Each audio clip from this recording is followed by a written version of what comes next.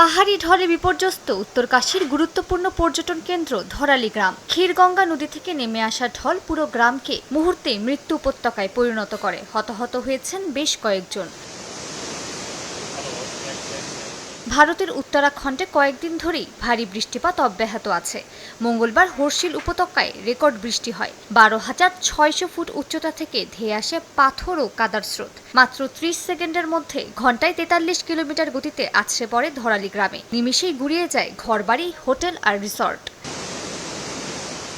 পুরো গ্রামই বিলীন হয়ে গেছে পাহাড়ি ঢলে। উত্তরকাশী জেলা প্রশাসন জানিয়েছে, গ্রামটির মধ্যভাগ সম্পূর্ণ ধসে গেছে। বেশ কয়েকজনকে নিরাপদ স্থানে সরিয়ে নেওয়া হলেও এখনও অনেকেই নিখোঁজ রয়েছেন। ঘটনাস্থলে পাঠানো হয়েছে পুলিশ, সেনাবাহিনী, এনডিআরএফ, এসডিআরএফ এবং মেডিকেল টিম। পাহাড়ি রাস্তা ভেঙে যাওয়ায় বাধা পড়েছে উদ্ধার কাজেও। প্রধানমন্ত্রী নরেন্দ্র মোদী সার্বিক বিষয় পর্যবেক্ষণ করছে বলে জানিয়েছে নয়াদিল্লি। সব ধরনের সহায়তার আশ্বাসও দিয়েছেন। রাজ্যটির মুখ্যমন্ত্রী পুষ্কর সিংহ ধামি ক্ষতিগ্রস্ত অঞ্চলও পরিদর্শন করেছেন। উদ্ধারকর্মীরা বেশ কয়েকজনকে এখন পর্যন্ত উদ্ধার করেছেন। অভিযান অব্যাহত রয়েছে। বৈরী আবহাওয়ার কারণে বিভিন্ন স্থানে সড়ক যোগাযোগ বিচ্ছিন্ন হয়েছে এবং কিছু সেতু ক্ষতিগ্রস্ত হওয়ায় সেই সব জায়গায় তারা পৌঁছাতে পারছেন না।